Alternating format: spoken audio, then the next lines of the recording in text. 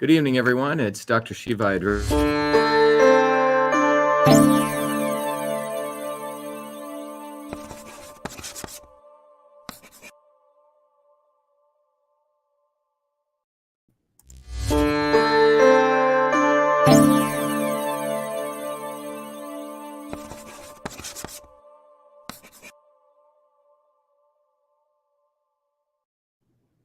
Good evening, everyone. It's Dr. Shiva Ayyadurai. It's late in the evening today on Tuesday, August 30th, 2022. I wanted to do this broadcast for not only the U.S. audience here on the East Coast, but also to make it accessible to the audience on the West Coast and also globally in Asia and other parts which are waking up. But anyway, today is the anniversary of the invention of email. It's actually the 40th anniversary. So on August 30th, 1982, the United States government recognized me as the inventor of email officially by awarding me the first United States copyright for email at a time when copyright was the only way to protect software inventions. So tonight, what we're going to do is I'm going to share with you the journey of that 14-year-old boy in 1978 when he began the invention of email, and then till when he got his copyright in 1982 when I came to MIT, was a 17-year-old. But you're going to share the journey. So as people are coming in, let me just introduce different people that are joining. We have people, Lee Asia says namaste. Hello from Alberta, Canada. We have Robin Doyle saying, hey, Dr. Shiva, Florida, congratulations. Someone says, wow. And thank you very much. Yes, it is a celebration. And I think the main thing we're going to understand is why it's a celebration. And this talk today is going to definitely inspire you. It's going to anger you when I walk you through how when the facts of this invention came out, the effects that it had on those in power, particularly the woke, quote unquote, woke liberal elites. And we'll talk about that because I think it's important for everyone to understand the political dynamics. And then we'll bring it to today and what this means to you. And particularly if you have a child, what it means to not only your child, but every child, what the invention of email means. And I'll also emphasize, I'll share with you a piece of writing that was done recently that will also share with you why it's important that the invention of email and the true history of it be shared broadly. Someone from Ohio, Star Gonzalez, nice to have you. Canada, Keswick Ridge, great to have you. From Indiana, from Alberta, Canada. Very nice to have you. So we're going to discuss that. So first, we're going to discuss the invention of email. We're then going to go into how this came out into the public, because I didn't really promote it when I was a kid, and the circumstance of how it came out. Then we're going to talk about how after it came out, the reaction by those in power. And then we're going to dissect that to understand what I call the real racism. There is a racism in the world. The liberal elites just make it about color, and it isn't. The real racism is far deeper. And those in power do not want to talk about the real racism. They rather talk about black and white. And because of that, what happens is that phenomenon makes it possible for people not to get to the underlying issues, the monetary issues, the class issues, and the issues that really affect the broad majority of people beyond black and white. So we're going to really redefine racism too, what it really is. We're going to use a word and we're going to take it away from the woke liberal elites who for far too long have misused it. And they think by doing certain perfunctory things, they get rid of racism, and they haven't. So we're going to really talk about what is racism. We'll also find out that just because you're brown or black doesn't mean you're not racist. In fact, some of the deeper racism actually comes from your own quote unquote people, because it's hard for them to believe, because of their own oppression, that someone among them, a kid either from a ghetto or a kid either from their own surroundings, could actually invent something like email. But the bottom line is that when it comes to the invention of email, the facts aren't even gray. They're black and white, that I, as a 14-year-old boy, invented email. So we're going to walk through that. Okay, so let's begin. So the slide says that on the 40th anniversary, the true story of the 14-year-old child inventor of email what it means to you and your child. Innovation anytime, any place, by anybody. We started a little late, so I apologize for that. So let's begin. By the way, that picture that you see is a picture of me when I was a very young kid. And behind that is the actual code. And you'll notice it says program email. Okay. Sam says, thank you so much for inventing email. This transformed the dynamics of communication, saves a lot of trees since it reduced the felling of trees. Yeah. So let's begin. So to give you some of these slides that I've shared before, but let's just begin.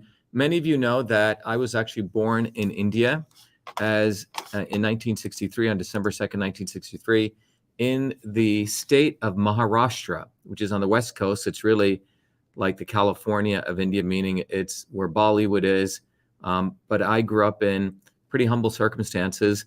And the India I grew up in was an India, as we'll talk about, that was a relatively segregated India, but also in terms of the caste system. But it was also, India's a place of contradictions, but also pretty integrated India in terms of you had all different castes, all different religions, all living very, very closely together. Okay.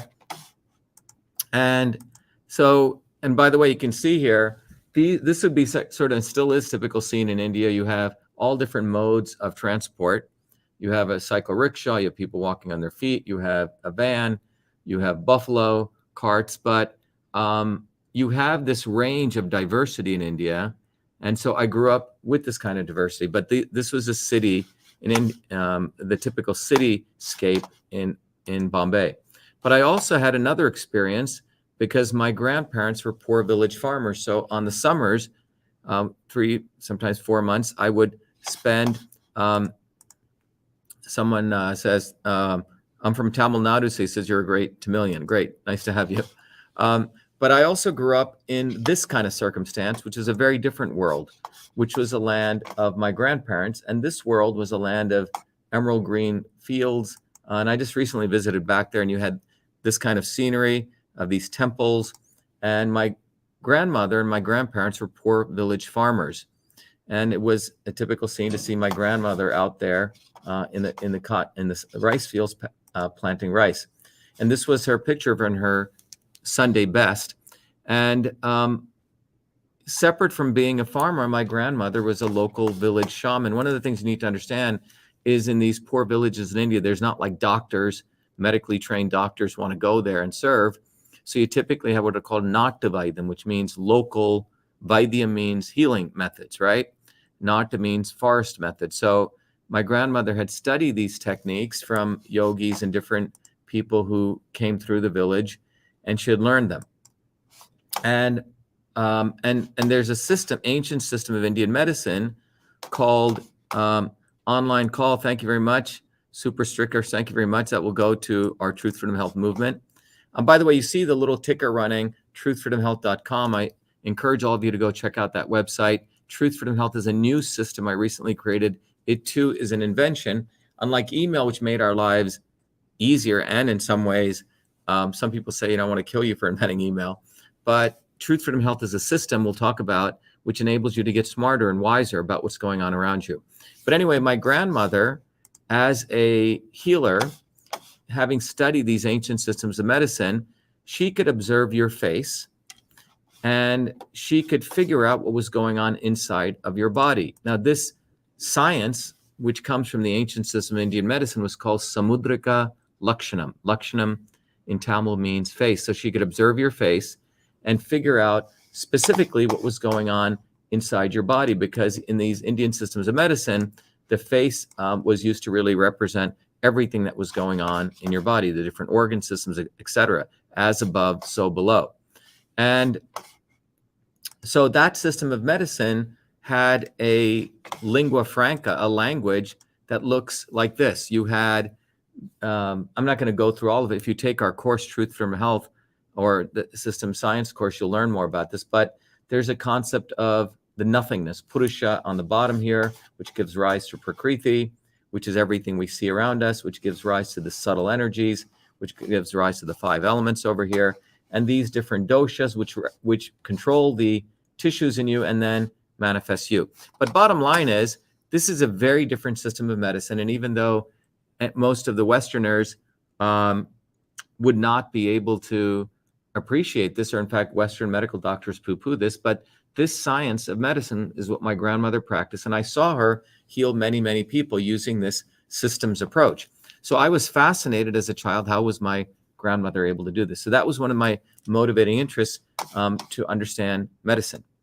The other aspect that I want to also share with you is growing up that village and growing up in India, I was also aware of this thing called the Indian caste system, okay? And it still exists. Most people don't want to talk about it, but the caste system is basically, it's based on the birth lottery. Your birth determines your trajectory to success. If you're born into this particular family, you will be restricted to doing this particular job. Now, there were some significant gains that started occurring in the 60s and 80s as people started, 70s as people started fighting against this. My parents were quite fortunate to have broken from this, and it was a 1 in a trillion chance that they actually came to the United States. But the caste system is literally this pyramid hierarchy. And I want to explain this because it'll connect with some of the lessons we're going to talk about the invention of email. At the top of this caste system were the quote unquote, the thinkers, the people who supposedly had a direct connection to God, the quote unquote, the priesthood, the Brahmins. The next level were the kings. Modern world, it would be the politicians, right? By the way, the top people would be the academics and the quote unquote scholars today in places like Harvard, MIT, these institutions. Then you had the politicians who they advised, and then you had the military, and then you had the business folks, and then you had the rest of us who were known as Shudras, okay, the lower caste, and they too were further divided, but it was the caste system. So I grew up in this world being exposed to the system of medicine, ancient system of medicine, and fascinated how my grandmother, who had no degrees, wasn't from that upper caste, was able to heal people. But I was also fascinated by why there was injustice, why when my mother went to the well, she said she would be shooed away. Why, when I was a child around 4 or 5 years old, I went to a friend's home and his mother would not let me come in and gave me water in a different glass and called me a Shudra. All these things were deeply moving emotionally as I started unraveling this as a kid. I was a child. So those two things were some of the very interesting motivating factors. So in 1970, on December 2nd, on my 7th birthday, my parents were, again, very hardworking people. My mother came from a very interesting background from a broken home. So she grew up to stand on her own 2 feet. My dad had grown up in war-torn Burma, but somehow they met. And because of their will and their resilience, they made it to the United States, literally a 1 in a trillion opportunity. And this is a picture of my family right before we left India. And when we came to the United States in 1970, for the first time, I saw, we moved, first of all, by the way, let me explain, to Paterson, New Jersey. This is 1970. Most of you will remember 1970, the Vietnam War is still going on. It's the age of segregation in the United States still. It's the age of bell bottoms, sex, drugs, and rock and roll, literally. So this very traditional Indian family moves from India and lands in one of the poorest cities in the United States called Paterson, New Jersey. But to us, it was like India, Bombay, frankly. I didn't know any difference. It was sort of wild and colorful. And my parents realized that the educational system of the United States was governed by where you lived. So whatever money they would made, they would save it. And then we moved from Paterson the next year to a place called Clifton, which was a sort of an integrated working class neighborhood, and then to Parsippany. And then finally, my last years to Livingston High School, which is predominantly all Jewish, very wealthy neighborhood. So for 10th, 11th, and 12th. So my parents wanted us to have even better access. So that was sort of how my parents worked. So this is a picture of me around, in the teenage years. And my mother was a fascinating woman. She and both my mother and my father were always very, very insistent on education. Now, a few, I think, months before that picture was taken, I had gone to India, or I think a year before I'd gone to India. And after being in the United States for 5 years, that was 1975. And so I was about 12 years old. And when I went back to India, back to that village, is when I was able to realize, it sort of dawned on me this vast difference between this village where my grandparents were, where they, my aunt lived in a hut, dirt roads, they don't have shoes, how hard they worked, and the United States, which had roads and highways and infrastructure and all the stuff. That's when sort of it dawned on me the stark differences in how the world was. So when I left India that summer after visiting my grandparents, and my grandparents came to see me off at the old Caboose Railroad station, I realized the immense opportunity that I would have going back to the United States. And they were crying and I was crying because we had such a deep love and a bond with each other, that I realized that I should really do something of significance, at least to work hard at minimum, because of all the opportunities I had. And one day I could potentially help not only them, but all people who came from these very hardworking backgrounds. And it really set the trajectory of my life at the age of 12. My grandparents had also taught me how to meditate, which means sit quietly, observe inside, set your goals, envision things, and how to work hard. So when I came back in 1975 to the United States, I was very, very motivated to work hard. And by the time I was 13, I had finished.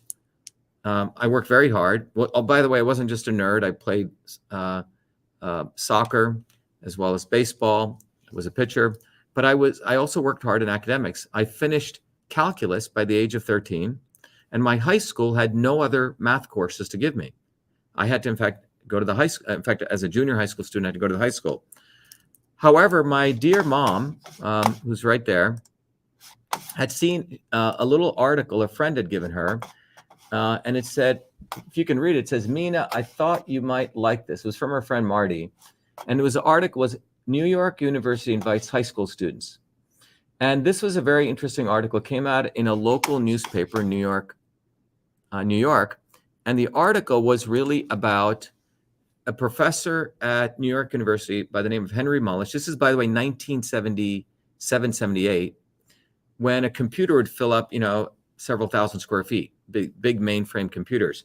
Today, our small handhelds have more power, thousands of times more power than those mainframes. But anyway, Henry Mullish, who was a professor at NYU, had realized that the future trajectory of the United States to be competitive was to start training software engineers, a very new concept in 77, 78. And he had gotten a grant to select 40 students out of the entire United States who would go through a competitive selection process and get the opportunity to go to NYU. So my mom's friend had given her this New York, this clipping, because he knew I was getting bored. I didn't have any other challenges in high school at the time in terms of mathematics. So you can see March of 78. So I applied for that scholarship, that program. And by the way, that program was only open. You had to be, I think, 15 or older. And I was 14 or 13 or 14. Anyway, I was fortunate to apply and get accepted. And 40 students were accepted in this special program. And you have to understand, remember, I'm 14 years old and I have to get to New York City and go there regularly. This is an intensive, 3-month computer science program where you go from 8 a.m. all the way to 8 p.m. It's an immersive program where you learn 7 or 8 different computer languages, digital electronics theory, all of this in a very, very reduced time frame. So how did I get to New York? And by the way, most parents today, as I've mentioned, are even afraid to send their kids down the street today. My mom, and I guess being risk takers, coming all the way to the United States. So my mom would drop me off in Newark. This was called the PATH trains, and I would Port Authority Trans-Hudson system, and I would take it all the way into New York, into what's called NYU. And you have to understand, as you walked through the park, what you call Washington Park and NYU, people would be trying to sell you drugs, lots and lots of crime. The first day I'm in New York, people come busting out of a jewelry store, 3 guys who had just stolen it. So that was a scene in New York for a 14-year-old kid. And this was NYU in those days, okay? So as a 14-year-old boy, I'm going back and forth to NYU, studying very hard, and a African-American gentleman sees me on the train and he says, "Hey, you need a bodyguard." And he was a big iron factory or a bronze factory worker who worked in a bronze factory where he used to do molds, and he ended up becoming a very close family friend. His name was Jenkins. And so he would make sure, he sort of supervised me in going on the trains back and forth. Regardless, I went to NYU, and this is actually the building. It's the Courant Institute of Mathematical Sciences. The Courant Institute of Mathematical Sciences is still today in the world one of the leading institutes for computer science and mathematics. So at that institute is where I learned 7 different programming languages, digital theory, what people learn in graduate level, undergraduate levels at places like MIT. So I was given this intensive, and at the end of it, I graduated top of the class, and these were the lecture halls where we would get these sessions. And you can see that certificate on August 11, 1978. This is certified that the above named student, Shiva Dure, passed with distinction. In fact, I passed at the top of the class, in fact, won several awards. So out of the 40 kids out of the entire United States who was selected, I was the top kid, the only Indian kid from New Jersey. So anyway, so that was my experience in getting all this training. So it's an immersive training. By the way, when you go to the truthfreedomhealth.com system, I'm a big believer that when you learn in immersion. You're better off learning things in a short period rather than spending 3 years on it. That's why I believe the entire undergraduate education, colleges, is sort of dumb. It's basically to go party and get wasted. It's really not about learning. You could probably learn all of that in probably about 6 months. So anyway, I had all this knowledge. I had learned how to program, and I come back to high school, junior high school, and I have humanities classes to finish.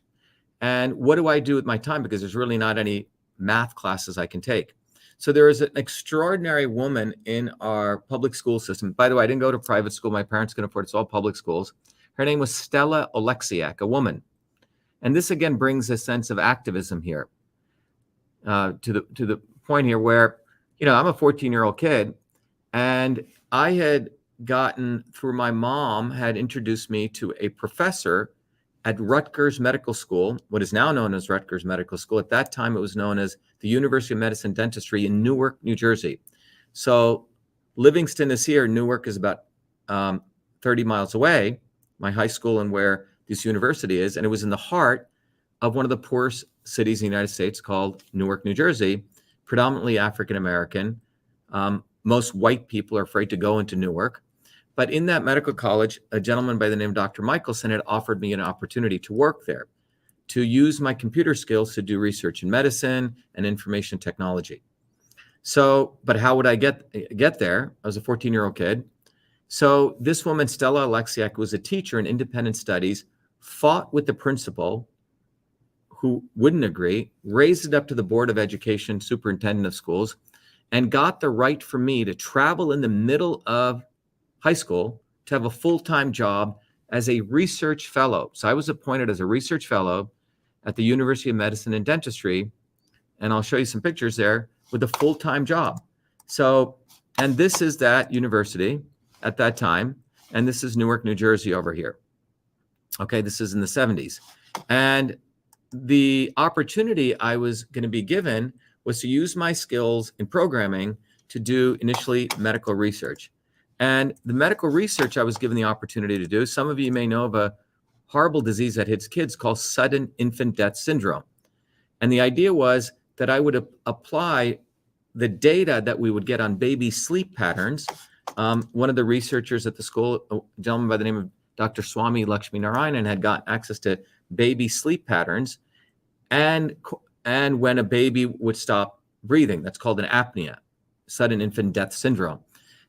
So using all of that data, Sid, someone just said, yeah. Using all of that data, the idea was, could I use computer algorithms to watch the sleep pattern and detect, was there a particular pattern before the baby stopped breathing? And if I could do that, then what people found was if you shake the baby's cradle, you can get it out of that breathing pattern.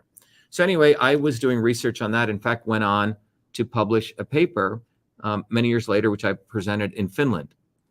But this research, again, was done before I came to MIT at a small medical college in Newark, New Jersey. So keep that in mind.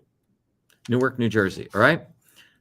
So as I was progressing, these people knew I had some very good programming skills. So Dr. Michelson also identified another project for me.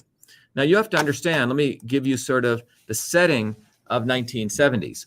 Anyone over the age of 40 will remember in the 70s, right? 60s, 70s, in a medical college like this, or any type of large scale organization, whether you're in the office of the president or you were in a small corporation or large institutions, that these organizations had an environment where it's typically run by men.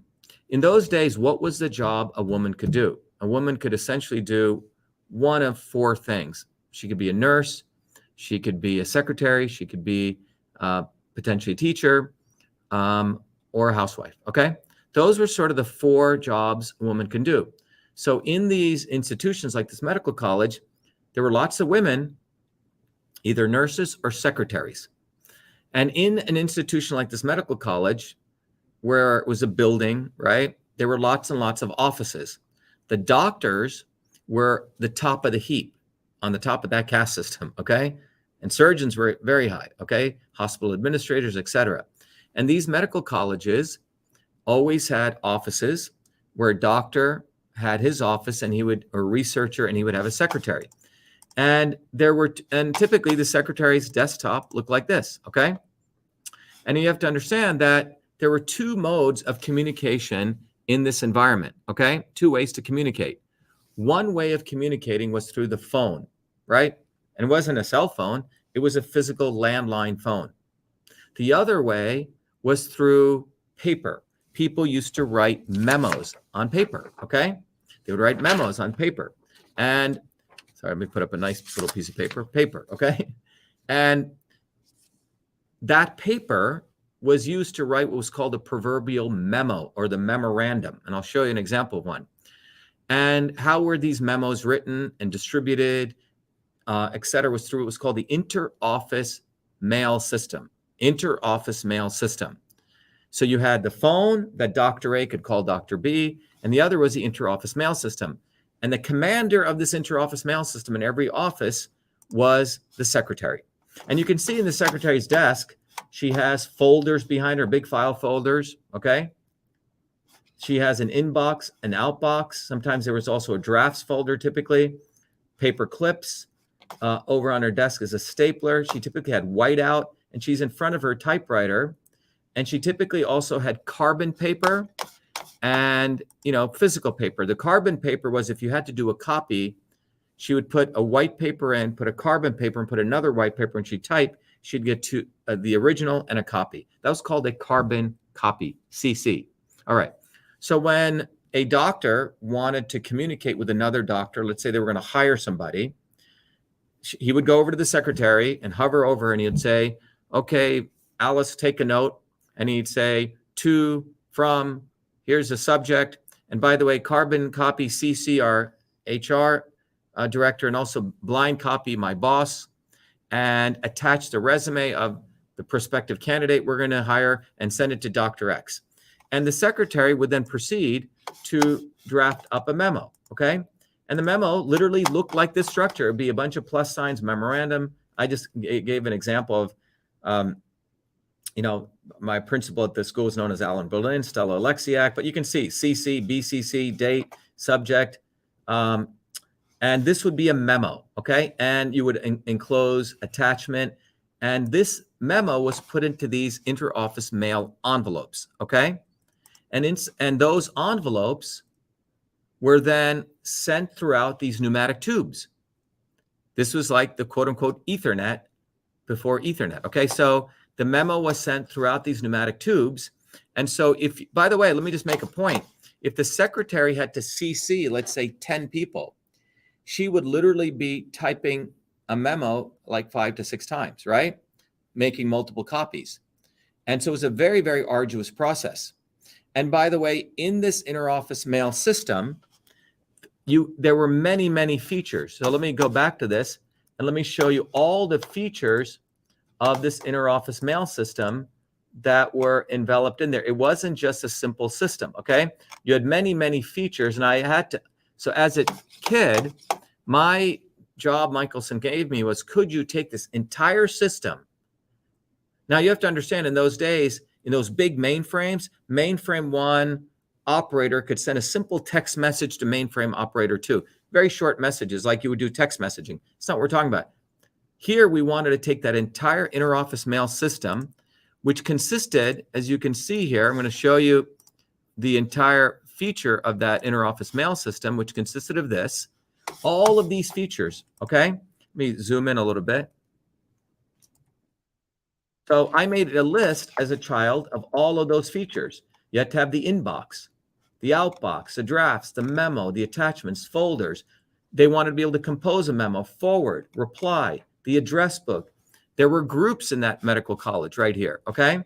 Groups meaning doctors groups, surgeon groups, pharmacology groups, return receipt, sorting, send, receive. You have to be able to scan.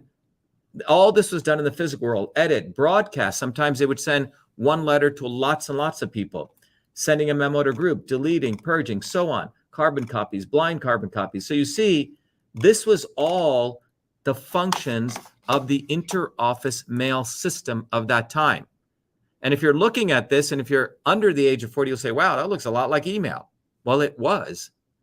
And I was asked to convert that entire system, all of those features in the physical form, into the electronic form as a 14-year-old kid. Now, before I started working on this project and at the school, you have to understand, Dr. Michelson was very professional with me. He said, look, we're giving you an opportunity to work here, and we're going to treat you like an adult. You have to show up to work on time. You have to punch in on time. You have to put in a full day's work. You have to report properly. You have to dress properly. And I did all those things. So I learned a lot. I was working with people who are minimum 50 years older than me, okay? 40 to 50 years older than me. So here I'm a 14-year-old kid. You're dealing with people in their 50s and 60s. And these are eminent physicists, some of them who worked on the Manhattan Project, right? Very smart people, okay? But I was given this incredible opportunity, probably only could have occurred in the United States at the time. So I'm very grateful for that. And the job was to convert this entire system, I have to use that word, to produce an electronic version of that, okay? And I had to do this in a programming language called Fortran. And the machinery we had was a Hewlett-Packard mainframe systems, which only had 8,000 kilobytes of memory, okay? Kilobytes, not megabytes, kilobytes, 8,000. So I had to write all of this code, would capture all those features. And I got to understand, the secretaries who were my customers, these women who I became very close with, they're very wonderful people. They were my partners. The doctors, actually, the surgeons would say, oh, why do you need email? It's not going to go anywhere. I could just talk to my secretary. We don't need any of this stuff, right? So they were really against me building this email system. But the secretaries were excited because you have to understand there was a huge segregation, quote unquote, a racism there. Who used computers in those days? It was really old white men. By the way, nothing against white people. Please don't take it the wrong way, but that was the facts. In fact, white men who wore shirts and ties and who had white lab coats. And when they used computers, it was not as easy as today. You had to write complex code, etc. So the thought of a secretary ever going from the typewriter to the keyboard was seen as an impossibility. Was seen like, what, these people can never use computers, right? All right, so these are just facts. So I had to create a system that could be usable by the secretaries, and it had to have all of those features. You see, it had to have the inbox, the outbox, etc. It couldn't just be, oh, just text message. They needed all those features because you got to understand the interoffice mail system was used for business communications, to get grants, for legal issues, for hiring people. It was the mainstay of business office communications. So I was asked as a child to convert that entire system. So it was an amazing opportunity. It had never been done before, and I had this opportunity to do that. And so I set to work after I made that list of features, literally programming all of those features. Now remember, by the way, here's those. Let me go back to this. share the screen. Yeah. So remember, this was a physical mail system. And by the way, here's some other scenes of how the mail was processed in those days, interoffice mail system. So I ended up writing 50,000 lines of code. And you have to understand, I was a very hardworking kid. I wrote all that code myself. I used to work until 2 a.m. on my parents' kitchen table. They gave me one of these big, wasn't even a laptop, it was probably this big. I'd lug it home on a 1200 baud modem to connect and work until the wee hours of the night while I was still going to high school. And I wrote this code in Fortran programming language. You can see what it looks like. And I named this system email, okay? Why did I call it email? Use those 5 characters. The reason was the operating system of the day only allowed 5 characters. And email, a term had never been used before in the English language. I was the first to coin it. In addition, the first to build all of these features into one comprehensive, full-fledged email system. And I named that system email. So I wrote all the code to emulate that entire interoffice mail system, which had never been done, and named it email. Okay? Those are the facts of what took place at Newark, New Jersey by a 14-year-old kid. All right. And in fact, a few years later, about a year later, and you can see here, here's that woman, Stella Alexiak, who's the one who just recently passed away, who made it possible for me to even get this opportunity. Dr. Michelson was my mentor. Here's Greenberg, who was Ermin Greenberg, who was our math teacher. And they came to visit me at the university where I'm describing to them this whole email system that I had created, okay? And in those days, you have the Nobel Prize. There was a thing called the Baby Nobles, run by a company called the Westinghouse Corporation, which later became Intel. And I was asked to submit my invention to see if I could win a Westinghouse Science Award, and I did. And here's that award, and I'm listed there, IDRA. You can see there, it says Software Design, Development, and Implementation of a High Reliability Network-Wide Electronic Mail System. Because we had to make it network-wide, it had to be reliable. By the way, we don't have, the internet really hadn't taken off, and you don't need the internet, by the way, for email. Get this very clear, because this was, remember, inter-office mail system. So we had one mainframe computer in one location and others. We'd physically connected them. That was the hardware. And then email ran above that. You don't need the internet for email. Intranet is where email originally started, okay? So I won one of the Westinghouse Science Awards. Again, all this is before I came to MIT. Then I did get accepted to MIT. And by the way, the story of my getting accepted to MIT is I went to a predominantly very wealthy Jewish high school in Livingston. And you got to understand, my sister and I were only the 2 dark-skinned kids among the 4,000 white kids. And no one really advised me. No one even told me about MIT. I was only applying to 2 local colleges in New Jersey at the time, if I remember. And you would think my guidance counselor would have told me about MIT, the #1 technology institute, but no one did. However, my mom had helped these 2 women who were basically homeless. They'd been kicked out of their homes, and they were staying in our basement little 1-room place my mom had set up for them. And that one of the women had a friend, and he said, hey, you should apply to MIT. And he showed me the brochure. It said Massachusetts Institute of Technology. And I had no interest in applying because it looked like a mental institute. And I didn't apply. Anyway, a week before the application were due, this gentleman came and wouldn't leave. So you took a pencil and I filled out the application, submitted it, and I get accepted to MIT. I come to MIT into Boston, Cambridge, and I was sort of blown away by the crazy people who were there. They looked very unhealthy. These kids looked like they were 90 years old, and I had no interest in coming. Eventually, my high school physics teacher said, no, you should go to MIT. You will like Boston, okay? And then my high school became very supportive because they get credit for getting a kid into MIT, right? But they were frankly, many ways, discriminatory to help this Indian kid, okay? And here's another, and while I was at MIT, I continued to work on that system. There's a picture of me and Dr. Michelson in the front page of the Medical Schools magazine. So when I came to MIT, in fact, MIT on the front page, so this is the incoming class, the freshman class of 1981. I mean, the class of 85, but the incoming 81, right? And this is the official MIT newspaper.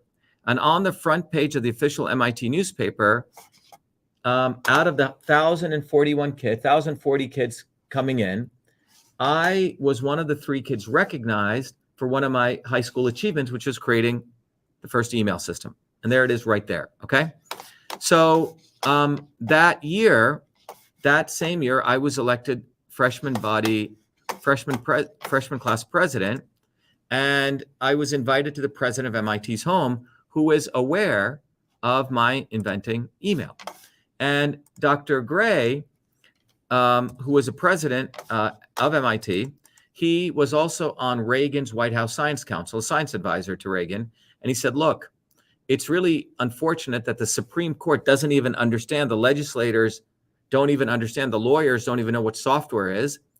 And he told me that in 1980, the year before I came to MIT, the Computer Software Act of 1980 had been passed by Congress, which allowed you to use copyright law, which was really for music protection, or if you wrote a book or a novel, those kind of things, to protect creative works, that you could use copyright law to protect software. It was called the Computer Software Act of 1980. So my parents weren't Bill Gates's parents. I wrote away. There was no PDFs. There's no internet. I wrote away to the Copyright Office, got the forms, had to pay $10 per form. It's a lot of money for a kid, and filled out the forms and submitted it. And in those days, it wasn't just a little C. You had to submit all your code. And so that means I made all of my stuff public. You also have to understand, as a child growing up in Newark, in that institution, I wasn't into secrecy like Bill Gates or Steve Jobs protecting everything. IBM came to look at all my technology I'd built. Hewlett Packard. I gave one of the first conferences. I addressed about 200 medical doctors sharing all of this. And that system was used throughout that medical college. Everyone could observe it. We weren't secret. But when I had to fill out that copyright, I was actually submitting the code into the Copyright Office. So on August 30th, 1982, 40 days till today, okay, I received, here's the official copyright notice, copyright response. And I had to go back several times from the United States Copyright Office, officially recognizing me as the inventor of email. So now I have legal protection from the United States government. Not only did I write the 50,000 lines of code to capture all the features of the interoffice mail system, not only was I the first to name it email, but I also get the official copyright. So this is at a time when copyright is the only way to protect software inventions. And that's copyright TXU 111775 on August 30th, 1982. Okay? Yes, there is no controversy as, so here's the point. Thank you, JC. So let me ask everyone, I wrote all the code to capture every feature in the interoffice mail system. In fact, here's the checklist I'll share with you that we have right here, okay? You can see right here. So here was what the interoffice mail system had, and my code had all of those features, okay? And by the way, the inventorofemail.com site documents all this. All of these features my system had. Every one of those features, carbon copy, blind carbon copy, registered mail, attachments, printing mail, exporting mail, group management, post, every little feature was here, okay? And I've put up all the code here too, so you can go see. You can go witness all the email code that's now in the Smithsonian, by the way. So all of the code samples for all of those features, every feature you see in the system as we know as email, I was the first to code and create, okay? So so I wrote all the code, named it email as a 14-year-old kid, and got the United States copyright. Let me ask anyone, this isn't even a gray area. It's black and white that I created the first email system. Is that clear? All right, but it's time that on the 40th anniversary, all of you know these facts, because what occurs shortly after this is going to get more interesting, okay? And by the way, to my Indian comrades in India, they particularly should listen carefully, because for far too long, Indians have been brought up to think that, dark people can't invent anything. It's a racism that's created among Indians. In fact, Indians tend to be some of the most racist people. And don't take this the wrong way. It's been something that's occurred because of colonialism, which has basically manipulated people to think that they can't produce anything, that they can only be good slaves and workers. Okay. But anyway, there you go. So I wrote the code, named it email, have the US copyright, the first United States copyright given for email at a time when copyright was the only way to recognize software inventions. So there you go. All right. So all of this occurred except for the copyright, which I got at MIT after I went to MIT, but the invention was created prior to my coming to MIT. And by the way, we have to remember, we're not talking about simple exchange of text messages. Those old computers, the mainframes could do the simple exchange. In fact, that was capable on radio type back in the 1930s. So I'm not claiming that I invented electronic messaging, which is a transfer of messages through electrical and electronic devices, which goes back to Samuel Morse. I'm talking about email, the system. That is what I created. Okay? I hope that's clear. Someone's saying I'm frozen. John, am I frozen? I don't think so. So that's what's clear. So I want everyone so now we're going to move to the next portion of the talk. So you understand my journey as a kid to the United States, the education I got, that's the second part, and then the actual invention of email. Okay? Great. So now let's fast forward. That was 1980s. So I went through MIT, finished my degree in electrical engineering, computer science, left MIT's, created one of the first equivalents of PowerPoint, which we sold to a company called IBM, came back to MIT, did 2 more degrees in mechanical engineering and visual design. And then I started my PhD. In the middle of my PhD, in 1993, I won a competition. I had my second life with email, which is I created a technology to automatically sort email rapidly, because you have to understand, email between 1978 to 1993 was really used in the office environment. You didn't need the internet. But in 1993, when the World Wide Web came, people started copying what I had created, and they created web-based email systems, right? That's when Hotmail, Yahoo, AOL, and email started explosively being used as a consumer application after 1993. Organizations like the White House are getting lots of email. So I had actually created a problem. So all that email that was coming in could not be read by humans, particularly at the White House. So the White House ran a competition to see where there are technologies which could automatically read that email and sort it.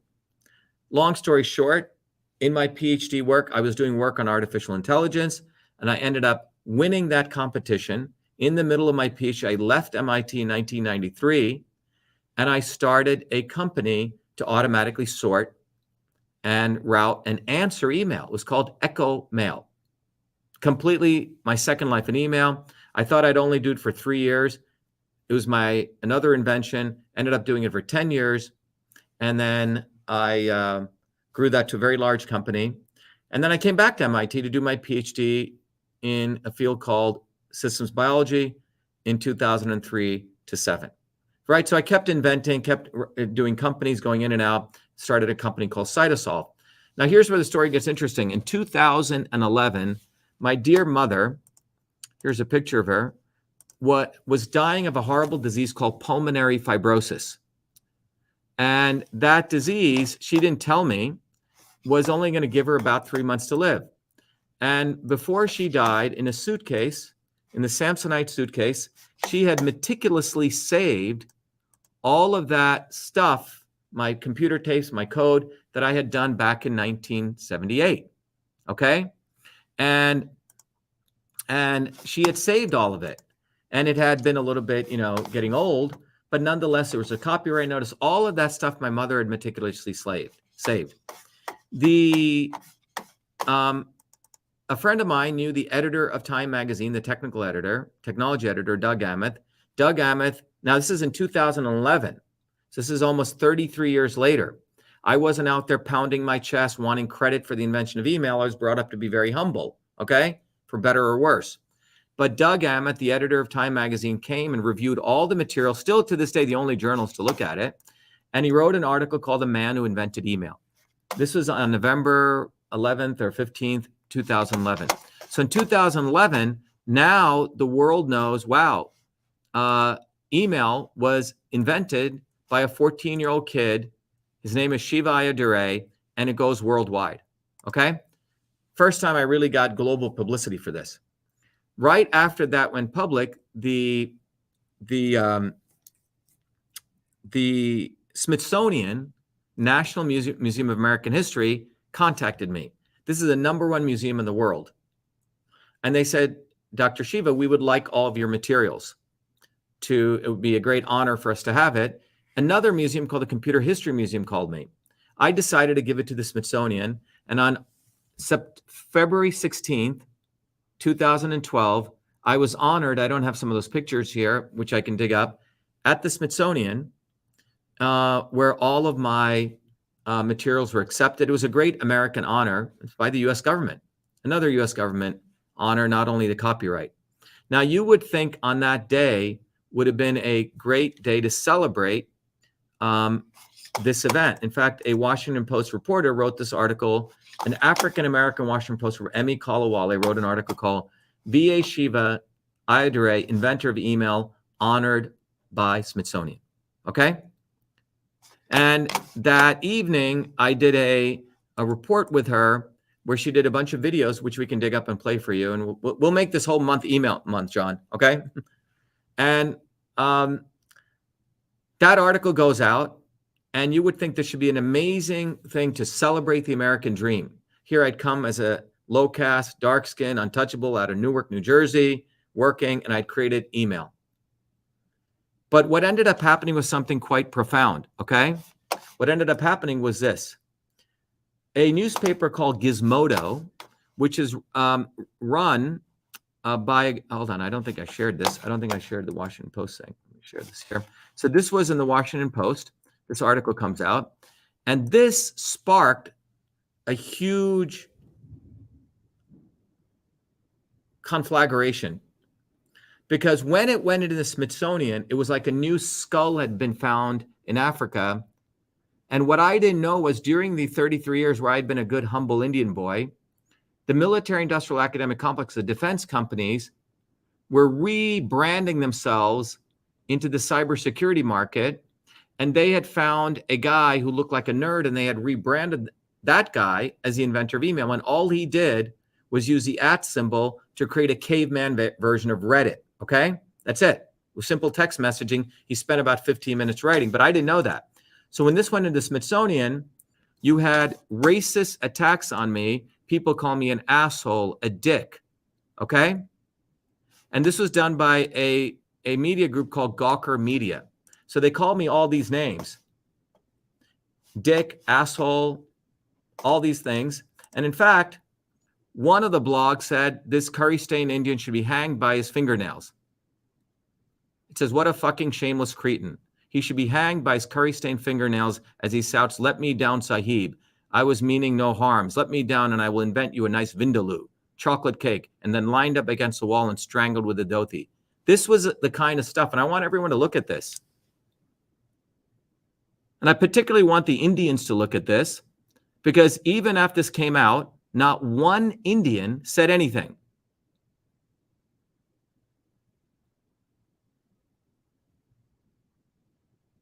I want everyone to look at this. This was in the United States in 2012.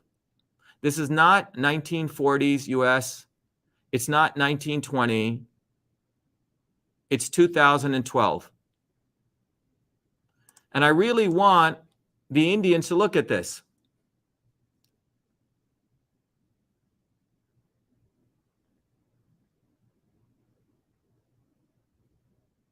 All my 4 degrees at MIT didn't mean anything. All my achievements didn't mean anything. And by the way, in 2012, I'm running my company Cytosol full-time, and I'm also teaching a class on system science at MIT, which, by the way, people pay tens of thousands of dollars, and at Truth, Freedom, and Health, all of you guys can get it for pennies.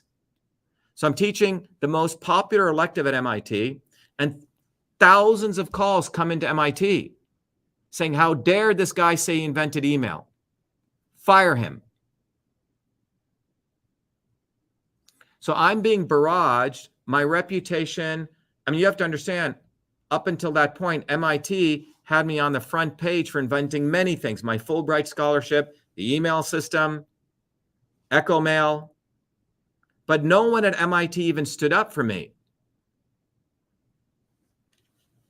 Okay? Crystal said, if I saw that, I would have had your back, Dr. Shiva. Exactly. But you have to understand, we've created a bunch of pussies, excuse my language, in academia. And in fact, among the Indian community. Sorry to say. I don't think a Jewish person would allow this kind of stuff to happen to one of their Jewish people. But for some reason, Indians will take a beating, and we'll talk about that. And they're okay with it. So this is what occurred to me at that time. Now, you got to understand, and who was behind all this? Who was behind all this? Who was behind all this was a racist historian by the name of Haig. Thomas Haig, out of University of Wisconsin, a racist bastard who, you see in academia, people like to own fields. They write the papers and they like to be the expert. And this quote unquote racist expert had already written the history of email. And my evidence was going to throw his whole history off. Like, again, a new skull being found in Africa, which set the origin of humanity in a different world. And so he called me a fraud and all this stuff. They hadn't even looked at any of the materials. But he was a promoter of the military-industrial academic complex. In his view, all great inventions come from the military. And the Smithsonian, by the way, had promised me that they would display all my material, what they yet have to do. And the Smithsonian gets scared because, again, they're a bunch of academic little weasels. And they said, well, electronic messaging predates email. And I don't know what that meant by that. I never claimed I invented electronic messaging. I created email. But this guy, Thomas Haig, in these institutions, was close buddies with the military-industrial academic complex. And who do I mean by that? This company called Raytheon. On the front page of Raytheon, which is the #1 defense contractor in the world, they had just acquired a company called BB&N, and I didn't know this. They were advertising themselves as the inventors of email with the @ symbol. So think about this. A $100 billion company was using the @ symbol, advertising themselves as inventors of emails, using a picture of this nerd guy, and they were doing a Madison Avenue type marketing campaign because many of the defense companies at that time were moving away. Missile sales were coming down. They were heading into the cybersecurity market, and they wanted to project themselves as the inventors of email, because then when they applied for government grants, the government person would say, oh, you invented email, we're going to give you the grant. Well, it's bullshit. They didn't invent email. At best, this fool, Ray Tomlinson, by his own admission, he says, I only did 15 minutes. I took an old program, added the ability to add text to the bottom of a file. That's not email. At best, it's a caveman version of Reddit or caveman version of Facebook post. I created email, the entire system. So this is what was going on. There was a huge mafia, military academic mafia, who was unleashing all of this hell.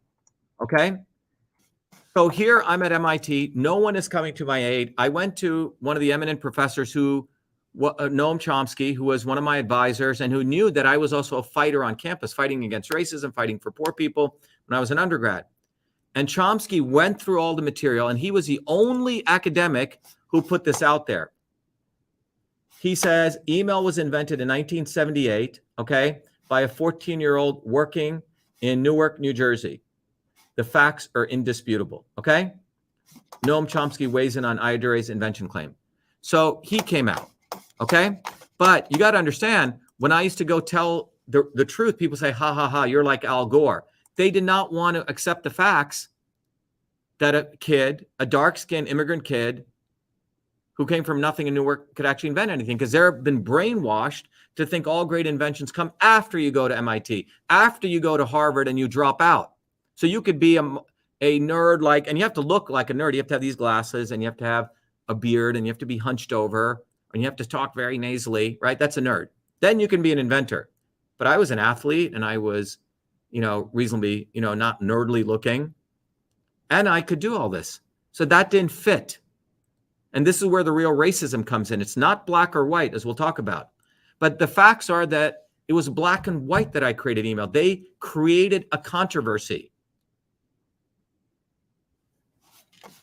All right. So what ended up happening was I had to, at this point, start recognizing that no one was going to fight for me. I had to fight for myself. And in the middle of this controversy, by the way, and I want everyone to watch this set of slides I'm going to show you. It's going to blow your mind. A guy called Walter Isaacson.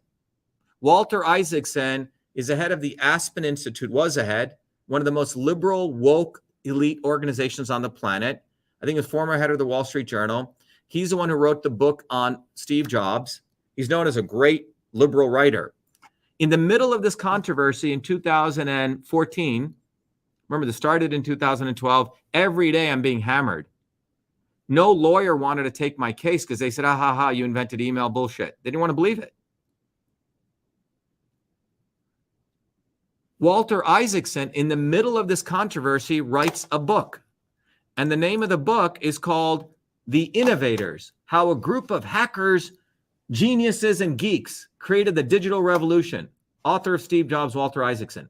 So Walter Isaacson writes this book. Now, let me read again the title of this book: How a Group of Hackers, Geniuses, Geeks, and Geeks Created the Digital Revolution. Let me ask anyone, is email not part of the digital revolution? Is email not part of the digital revolution? Yes or no?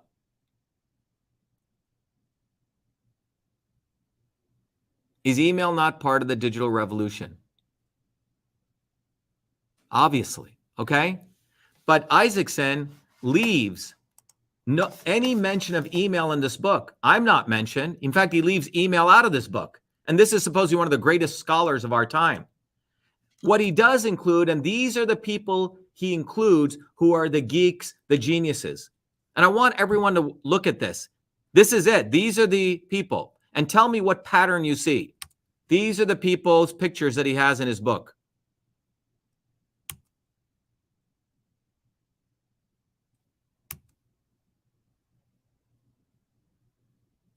Do you see the pattern?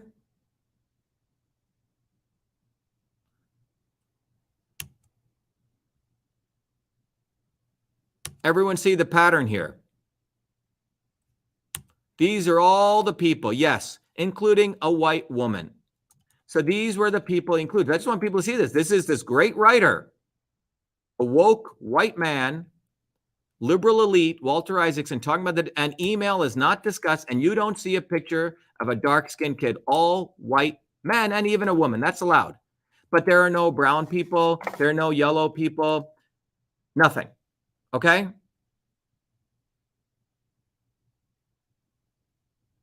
And this is a book in plain sight of all these people claiming they're the woke elite. Okay?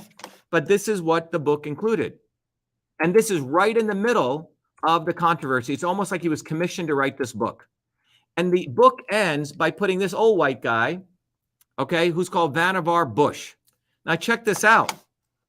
This is where the story comes together. Vannevar Bush is a former president of MIT who left MIT in the 1940s to start, guess which company? Raytheon. Vannevar Bush went to start Raytheon. And a very important scholar wrote an article at the time saying that when Vannevar Bush started Raytheon, that's when we destroyed academics, because that's when the collusion between the military-industrial complex and universities became one. Okay? So, again, and in this book, Walter Isaacson attributes all great inventions to the military-industrial academic complex. And by the way, everyone listening should share this video with everyone, with the military-industrial academic complex, okay? And he says all great innovations come from the triangle of military on one leg with big academia like Harvard, MIT, Yale on the other leg. And then the next leg would be big business, okay, industry. And that is a golden triangle. And these people, all those white people, and by the way, this is really not white people. You're going to realize this is deeper than this. These are all elite white people, okay?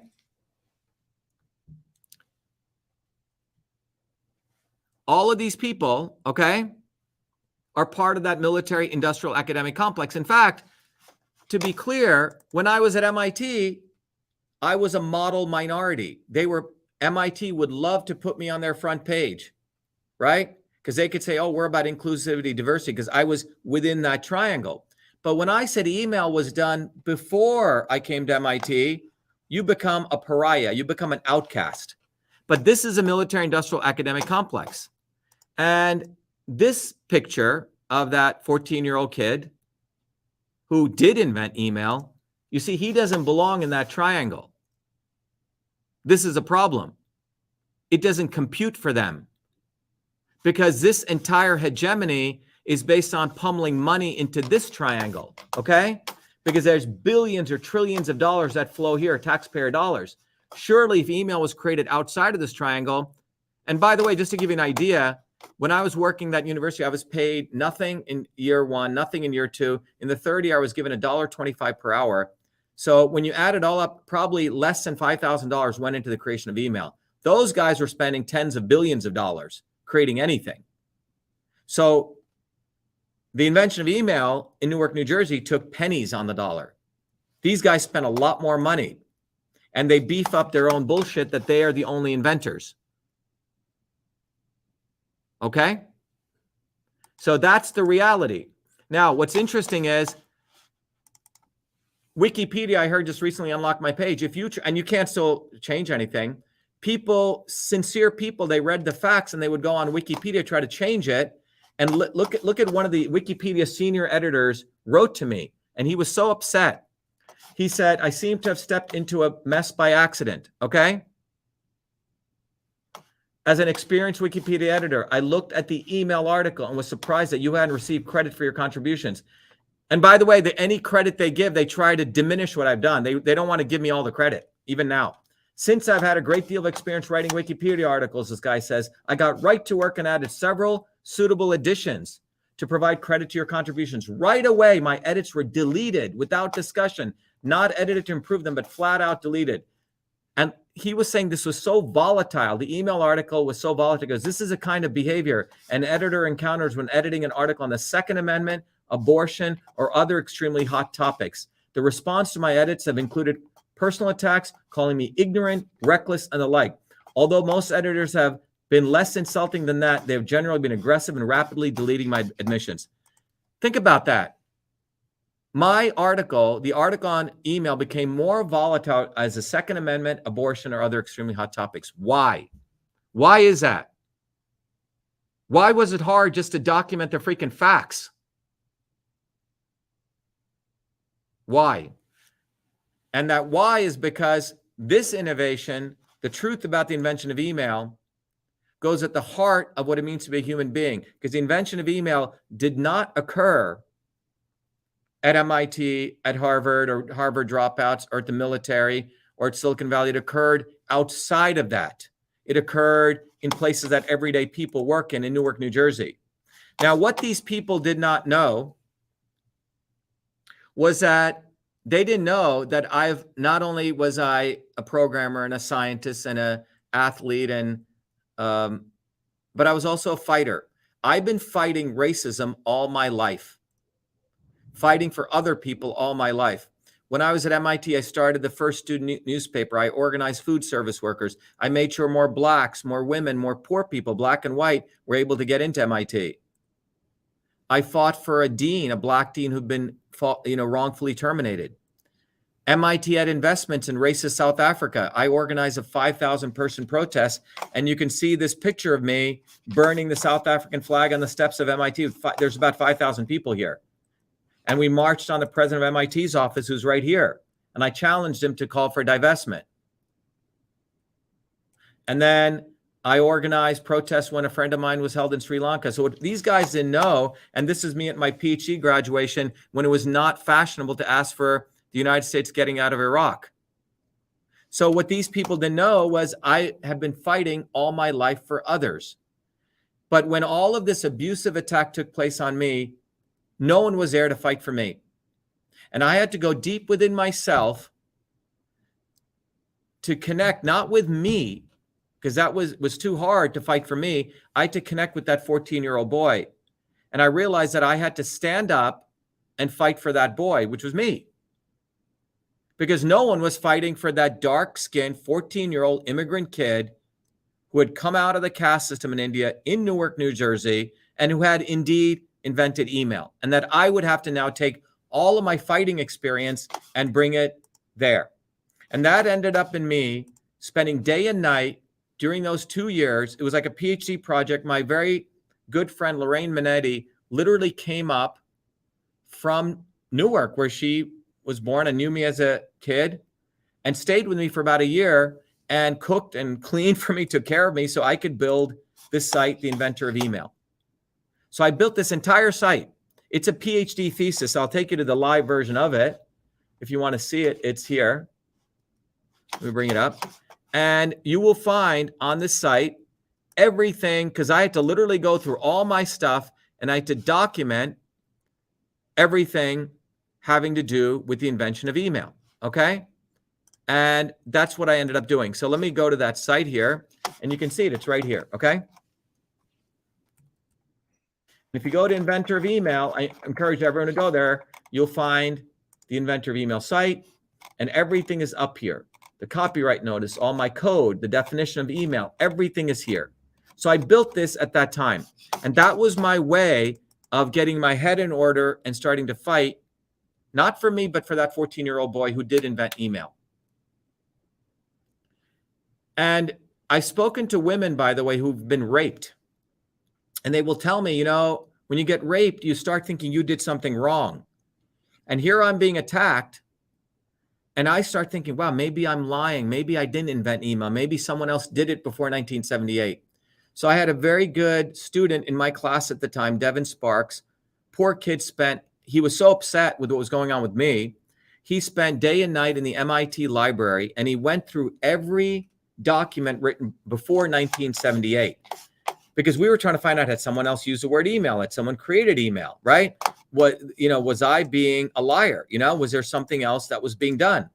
And so Devin spent all day doing that. And lo and behold, he finds a document written by a gentleman by the name of David Crocker. Now, David Crocker, you have to understand, was a guy who was attacking me in the press day and night. He said, I'm an expert. I'm from that time. He was one of those old white dudes with the lab coats. Email was a collaborative thing. No one person could have created. By the way, this is how these guys work. This is how these racists work when they want to take away credit. They basically try to say, oh, it was a collaborative. It was all one big kumbaya. No, it wasn't. I did email myself.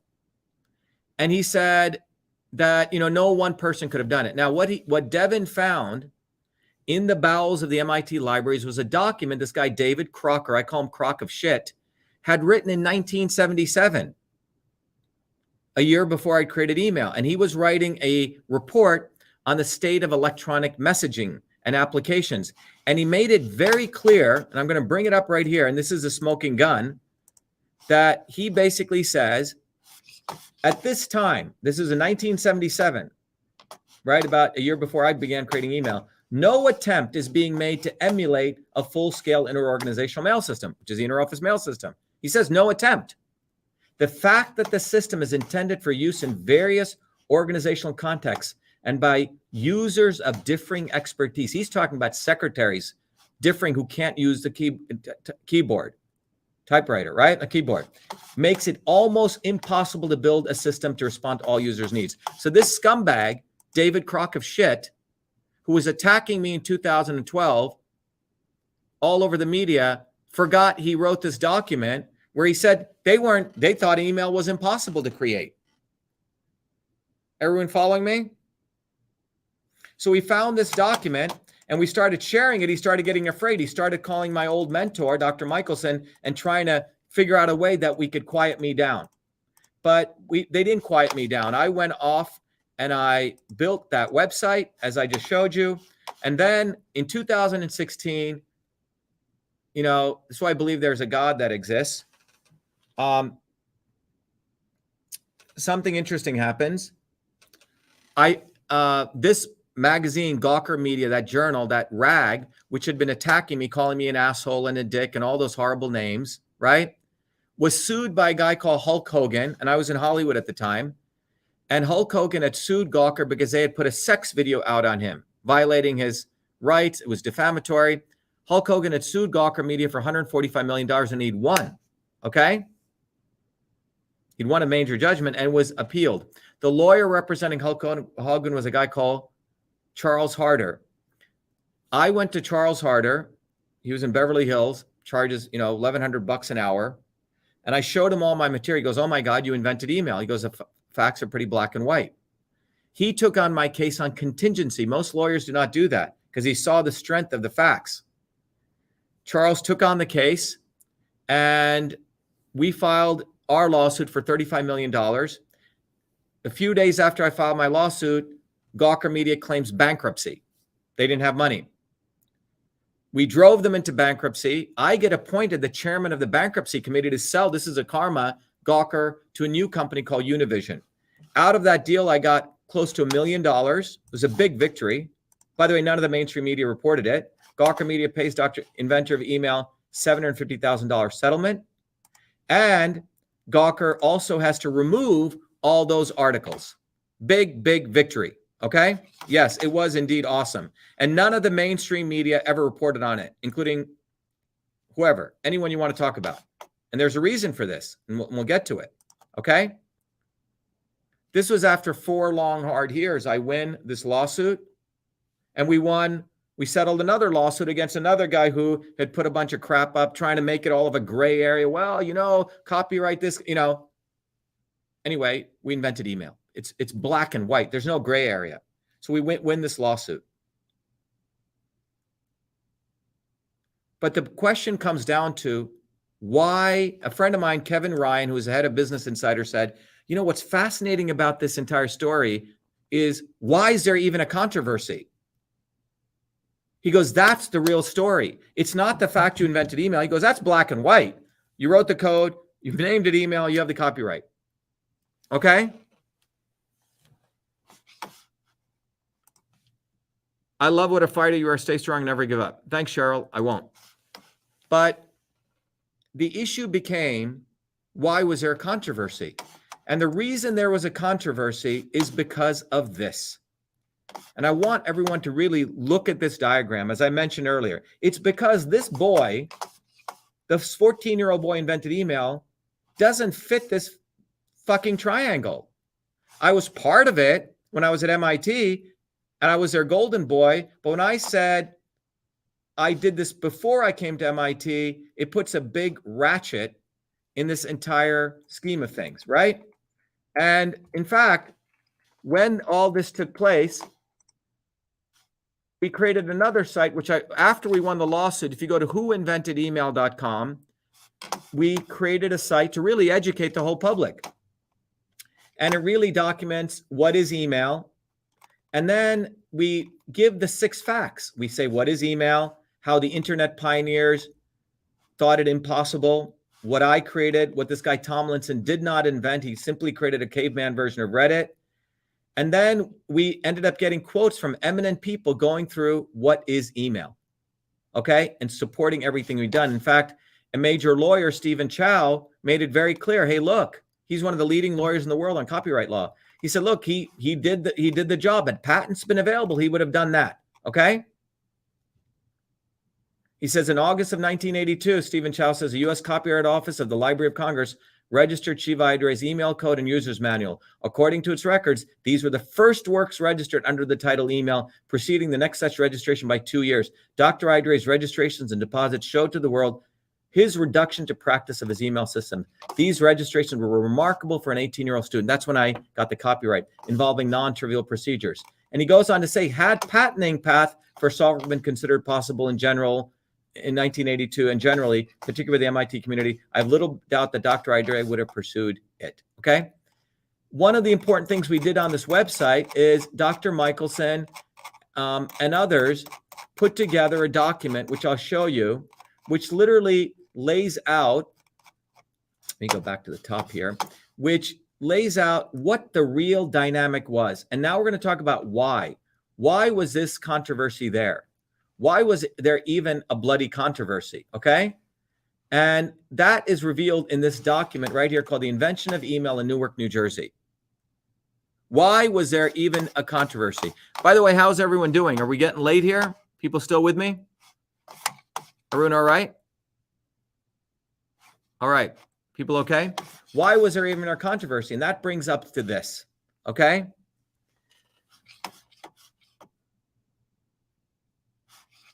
All right.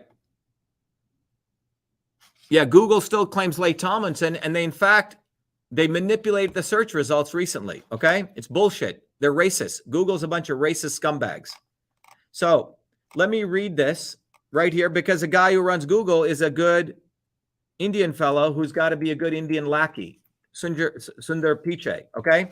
By the way, Pichai in Tamil means beggar, okay? That's what Sundar Pichai is. The chairman of Google is a beggar, okay? Sorry to say that's what he is.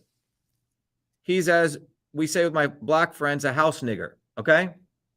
That's what he is. Okay, so this article written by Professor Michelson, Professor Nightingale, and others lays out the real issue, and I'll read it to everyone, okay? And this is what it says. The invention of email in Newark, New Jersey reveals fundamental truths about the nature of innovation and exposes the quote-unquote histories and propaganda of the quote-unquote golden triangle of the military-industrial academic complex, whose multi-trillion-dollar brand, that's what they are, advertises itself as a source of all revolutionary innovations. Such propaganda are constructed and packaged by those consecrated, like that racist historian, Thomas Haig, as historians who honed this branding to brainwash humanity that war brings good things to life. This cabal anoints and exalts its quote-unquote innovators, predominantly whites and a few persons of colors, who pledge to its hegemony of innovation. The indisputable facts of the invention of email in 1978 by V.A. Shiva, a 14-year-old dark-skinned lower caste Indian immigrant prodigy working as a research scholar at UMDNJ Newark, New Jersey, defy such histories. The boy's invention, the first electronic system, was a system, replicated the complex and myriad functions of the inter-office, inter-organizational paper-based mail system, inbox, outbox, etc., which he named email, was motivated by his desire to create and to do the quote-unquote impossible. Those guys thought it was impossible. Email was invented to digitize the entire system of civilian office communications, not just to exchange text messages reliably for military battlefield communications. Those guys were just doing simple text message, and I'll show you what one of the military people told us. Email was the first end-user software application that made the digital revolution accessible to ordinary people who had never experienced a computer, keyboard, or terminal. Aya Duray's evolution as an inventor and scientist continued far beyond email. The point is, I didn't need email to validate me or the credit. I was doing many other things. And being exalted as an innovator, far beyond email, to his completing 4 degrees at MIT, receiving worldwide acclaim, and being exalted as an innovator during his 33 years at MIT while within the triangle. See, I was within their triangle. He served their needs as a ultimate ambassador and quote-unquote model minority. That's how Asians are treated as, right? To enhance their brand's image of inclusivity, diversity, and equality. However, when the Smithsonian requested and obtained artifacts documenting email's origin in 1978 in Newark on February 16th, 2012, and when Aya Duray accepted this great American honor, he unwittingly pitted himself against their brand. The cabal unleashed disinformation claiming emails created before 78. When these claims were debunked and Aya Duray continued sharing facts, the attacks escalated to a public lynching. That's what it was.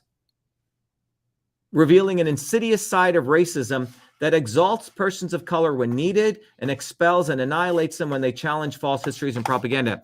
Ladies and gentlemen, you got to understand, as long as I was at MIT and I was on their front page, they were quite happy to have me as a golden boy. But they don't know that I fight for truth and justice, and they didn't think that I would go expose their lies when I said, look, email was done before MIT. You see, now I was the model minority who could no longer be used. That's the real racism. Okay, this is a real racism. And we'll get back more into race discussion here, okay?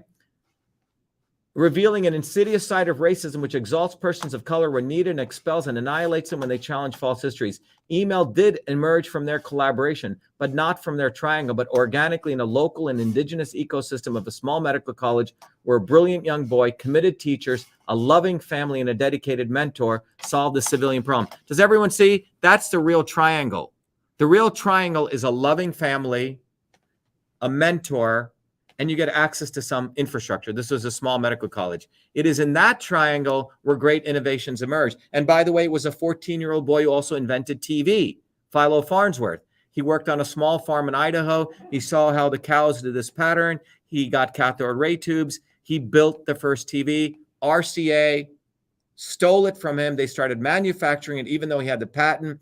It took him 19 years to win that lawsuit. By the time he won it, they'd already made a ton of money. He died an alcoholic. It took 60 years for him to get credit in the halls of Congress. It was a Michigan mechanic who created the windshield wiper, the automatic windshield wiper, which MIT professor stole from him, and so on. So the point is, all great innovation really comes from this triangle. And it says, exemplifying countless other innovations across millennia inspired to advance life, not retrofitted from technologies intended to maim and kill. Such histories are deliberately not documented to perpetuate lies that war is good and to mask its rapacious profits. Documenting the invention of email in Newark, New Jersey, therefore, is a historical imperative towards breaking this diabolical trance to reveal a fundamental truth. Innovation can occur anytime, any place by anybody, and war and profit are not its necessary and required impetus. So there is the reason that these guys were so bloody upset. They were upset because email was created before I came to MIT. It was created outside of that military industrial academic complex. Does everyone get it? I hope everyone's getting this. Email, the reason that this upset them was, had I created email, if I was at MIT, it would have been absolutely fine. But I did email before I came to MIT for pennies. This is a fundamental issue. This is a real issue. And let's talk about racism. I told you that I wanted to talk about racism, and Walter Isaacson is a real racist. He's racist not only because he just featured whites, but he's a racist because he probably hates most people who are working people. He's a racist because he's also a hypocrite. Now, everyone thinks this is when George Floyd, everyone thinks typically this is what you call racism. Let me tell you, the problem is that there is a real racism. And the right wing doesn't think racism exists. And the left wing wants to reduce racism to just about black and white. Don't use the N-word, and you support affirmative action, and you're done. But there is a real racism. And the real racism is what I want to wrap up with tonight. The real racism is putting people in these little boxes. It's putting people in these little boxes. You see, I was supposed to be in a little box of a good Indian.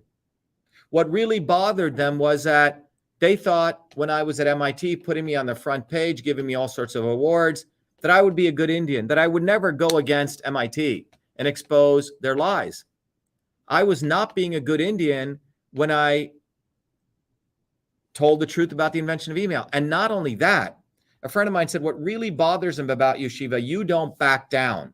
You're not like okay, Gandhi, okay? You see, Indians have been colonialized to being beaten on the head and thinking it's good to get a good beating by this fool called Gandhi. Well, I'm not a Gandhi. I'm not a Gandhian. I believe you fight. And that's not being a good Indian, okay? But the real racism, and white people are treated racist, brown people are, but the real racism is putting people into these nice little boxes, okay? So for example, this is racist, blonde jokes. A blonde woman must be dumb, quote unquote dumb. A blonde woman can't be brilliant. So you see racism show up like this. If you look like this, feel like this, you know, people do blonde jokes. This is about black people. Black people like to eat watermelon. They must have nappy hair, okay? That's another racism. You know, or pictures like this, Al Jolson. Or, you know, making fun of Chinese people. Chinese people must all just eat Chinese food and they must just talk like this, right? And they all know Kung Fu. That's racism, putting people in their box, right? Or Joe Dirt. All white rednecks must be Klansmen. They all must be white supremacists. Okay? This is racism. This is, or if you're an Indian, you must be Apu from, South Park. I think not South Park, whatever it is, Simpsons. Or you must sit under a tree and meditate all day and talk very slowly and be meditating and only concentrate on, raising your kundalini. All the other great heroes of India are tossed aside, people like Shivaji or Kattabomman, these people who fought. So this is a real racism. And those in power do this every freaking day. They put people into little boxes. And if you step out of your box, you will be whipped and you will be lynched. I stepped out of my box because I was unwilling to back away from the fact that email was invented in Newark, New Jersey. Was I saying, okay, you called me an asshole and a dick, I'm just going to sleek away? That would have been fine. You're right, Massa. But I didn't do that. I wasn't willing to just keep meditating. I wasn't willing to take a beating. And that is a real racism. If a woman is not supposed to be a surgeon and she speaks up a certain way, well, to me, it could be a white woman. How she's treated, that's racism. You see, the elites want to bucket everyone into little boxes, and they want to remove people's true humanity. They want to destroy people's true creativity. The truth is, innovation can occur anytime, any place, by anybody. And innovation, creativity, whether you express it in art, music, inventing email, is an expression of the human spirit. And these devils want to genetically engineer innovation into certain institutions. Oh, if you go to Silicon Valley, then you're an innovator. If you graduate MIT or you drop out of MIT and Harvard, then you can be a nerd and you can be an innovator then. But you surely cannot be an innovator from Newark, New Jersey, where all black people are in a small medical college and you're 14. Maybe if you're Jewish, I'm sorry, don't take this anti-Semitic. But it seems like if you're Jewish, and it's a sort of a racism. If you're Jewish and you have a last name with a Steen in it, and you have blonde hair and blue eyes, then you can do all sorts of things. Or if you're a Brahmin. Hate to say that. I bet you if I painted my face white and I had blonde hair and I had blue eyes and I changed my name to Ayadure Steen, I'd probably be on every stamp on the planet. And I really have to ask that question. And I respect my Jewish friends to probably ask that question too. But it seems like certain people are the only ones who can innovate. And that's a caste system. So we've come full circle where the United States has become a caste system. Earlier this evening, I wrote a letter to the MIT Board of Trustees because not one professor at MIT except Chomsky stood up. I wrote to the Board of Trustees. Now it contains blacks and whites. It's a multiracial aristocracy. And I said, are you going to correct your wrongs? Are you going to fix this problem of finally recognizing the true inventor of email and recognize that inventions don't need war, that you don't need to maim and kill people to get great innovations? That's the fundamental question. And if you really look at what's going on in this country right now, the racism that's affecting whites and blacks and brown and yellow, it's really a class situation. I mean, if you're a black woman walking with your Louis Vuitton bag, you actually get treated better than a black person who's different. I remember walking to Whole Foods about several years ago, and I was wearing a raggedy sweatpants and sweatshirt, and I walked and I hadn't shaved, and I got my bag of food, and they stopped me and they said, oh, we want to see your receipt. They didn't believe I bought it. So it's based on how you look, you see? This is a real racism today. And it's destroying the world because what it's doing is it's only saying intelligence, humanity, creativity can only be limited to this very, very small group of people. No one else can innovate. Think about all the great innovations that we're missing. I mean, I invented email for $5,000. How much money do we spend in Silicon Valley? These venture capitalists get billions of dollars, tax dollars from pension funds, and then they sit in their plush offices and they distribute it to 100 companies. And then one Google comes out and they high-five themselves. They make hundreds of billions of dollars and they say, oh, isn't it great? We did innovation. No, you didn't. You did shit. You just put it into your friends. You took money from this pocket and you put it into this pocket. And what's going on in the United States? And by the way, an innovator should look like this too. You got to look like a pocket protecting nerd. okay? Or this fool who creates nothing, Bill Nye. Ray Tomlinson, they literally plucked him out of a casting call. The guy didn't invent email. It's the biggest racist fucking lie on the planet, and it should be destroyed. What's going on in the United States as a result of all this? Look what's going on. We are culling together innovation that we're reducing the wealth to only a few people. Do you know $1,000 emergency would push back many Americans into debt? 70% of Americans have less than $1,000 in their savings account. Meanwhile, this freaking nerd, Bill Gates, who actually didn't invent DOS, he stole it because he had this little network with his mom and dad, wears his little glasses, right? Bangs whoever he can hangs out with Jeffrey Epstein. That's all fine. But in the last 2 years, 600 plus billionaires increased their wealth by $400 billion, all insider trading. And look at all these guys. They grew their wealth by 434 billion. Just these 4 people. This is what's going on. $6 trillion Trump printed. Obama printed 4 trillion. And all this money got sent to the stock market. Meanwhile, people are waiting in lines. All over the world, you have food shortages. And in the middle of all this, MIT, which claims that they're for poor blacks, and Harvard, who are so concerned about minorities, this is a reality. This is not a typo. The median net worth of a black Bostonian today is only $8, okay? That of a white person in the same area is $247,000, $8. And poor whites are actually getting even poorer. And you can see this. The average white person's income household is $42,000. Now it's down to $22,000. The black household is stayed around, black and Hispanic, around $4,000. Maybe even gone up a little bit. But white households have dropped by 50%. So when you look at it, what's really going on is that we're destroying the middle class. And the middle class, which used to be the independent thinkers, the entrepreneurs, is being reduced. And we have a lot of people at the bottom and very, very few at the top. And this is what happens when you genetically engineer innovation. And this is a trajectory we're headed on. There is a racism. The racism against if you're poor, whether you're black, you're white, you're woman, and if you step out of your box. And that boy who invented email was unwilling to step out of his box. And that boy is today a man who's unwilling ever to step out of who will always step out of his box. And today, many of you know that I've taken that energy to create many other things. And one of the things I'm very proud of for having recently created, by the way, I don't know if you guys saw all this, these slides are what I was sharing, right? This is the slides that I was sharing of the thousands of the fact that income in the United States, at best, people only have $1,000 in their savings account. $6 trillion is what we printed. $8 is the net worth of a black person in Boston. 247,000 is a white person. It's the most segregated place in the middle of all this woke liberals. And white people's incomes are coming down, gone up. The average white person's low income has come down by 50%.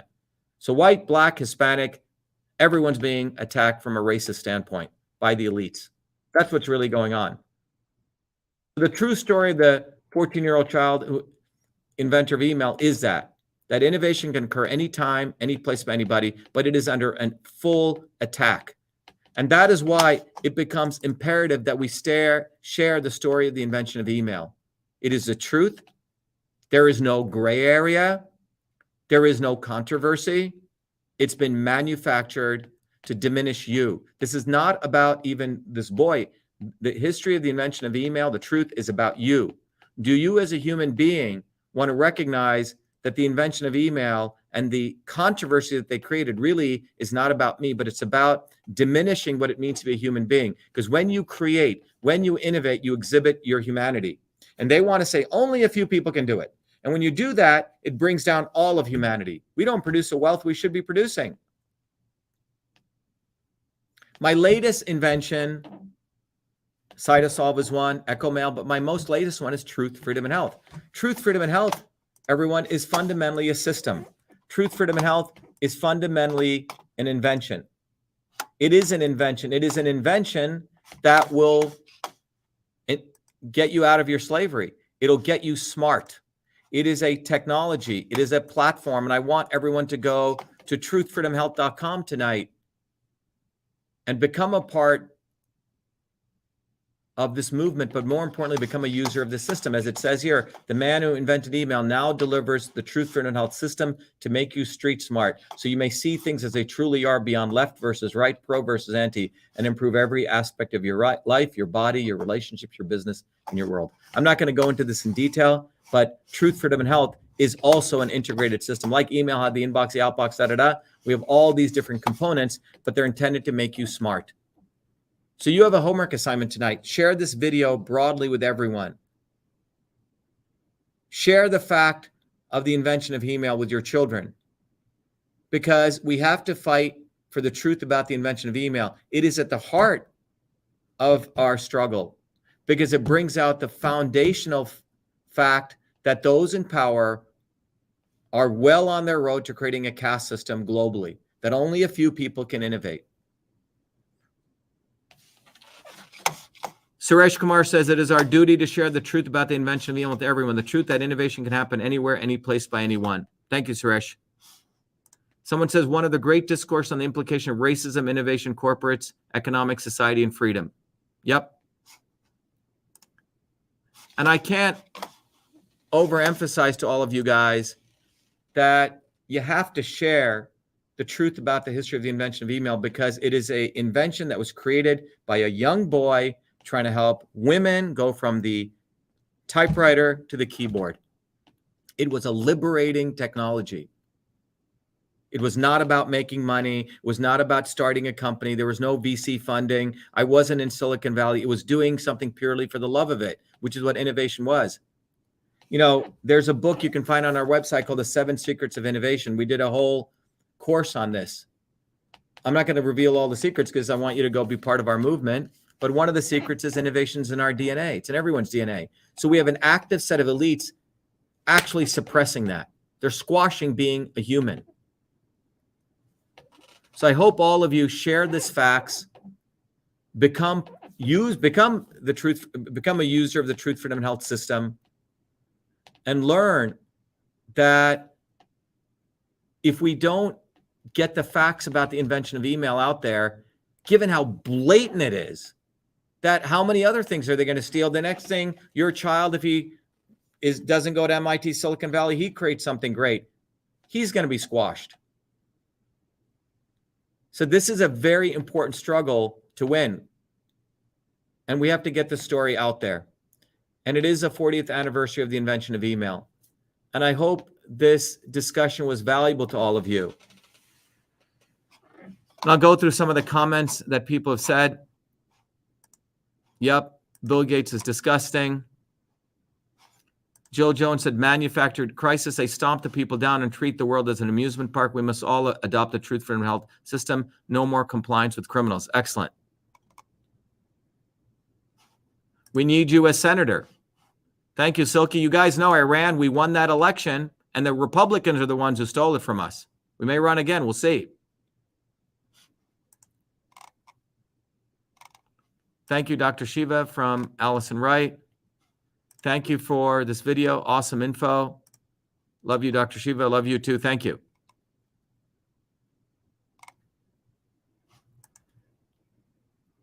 So there you go. I want to end by saying, look, the story of the invention of email is so powerful. Don't expect Tucker Carlson, who's a jackass, or Joe Rogan to cover this. They're not. They're all part of the establishment. We all have to wake up and realize we have to build this movement bottoms up. We are our own people, our own movement. We have to fight for our rights, our human rights. No one's going to do it. I had to, it's sort of disgusting that I have to, quote unquote, promote myself. And I'm really not. I'm just telling the facts. And the way these scumbags are when I tell the truth, oh, you're promoting yourself. You're trying to just push yourself. Bullshit. Einstein didn't have to promote himself. Bill Gates didn't have to promote himself. Why is that? White people don't. White people who are specifically anointed by the elites. Philo Farnsworth, he was a white guy. That's the real racism. You have to be anointed by the historians and the elites. Well, guess what? I'm not like Sundar Pichai. And if you notice right now, all the heads of all the Indian corporations are all Indian guys, and they're all racists. They're the real racists. It's like in colonialism times, the British appointed Indians to control the slaves, just like they did in Africa. They had the Indians. Thank you. They had the Indians. They had the Africans take over other Africans, and they do this in the United States. They have white people control other working class white people. Because if a black person was managing poor working class whites, there'd probably be a fight. Okay?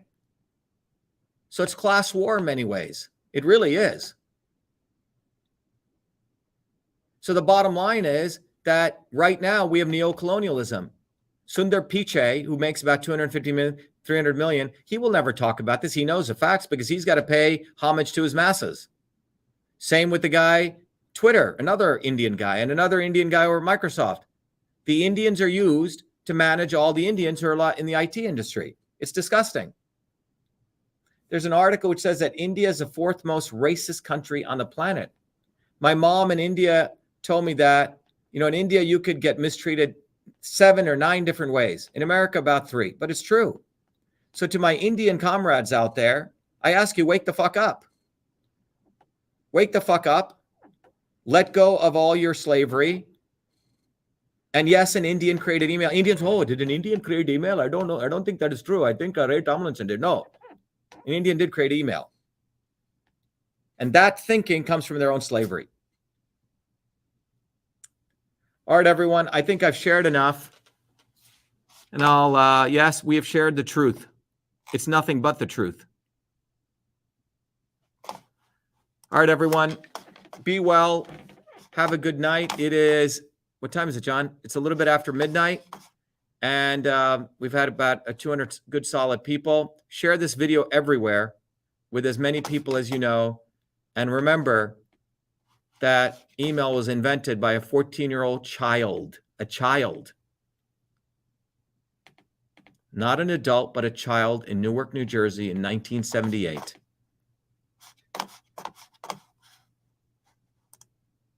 Thank you, everyone. Have a good night. Be well.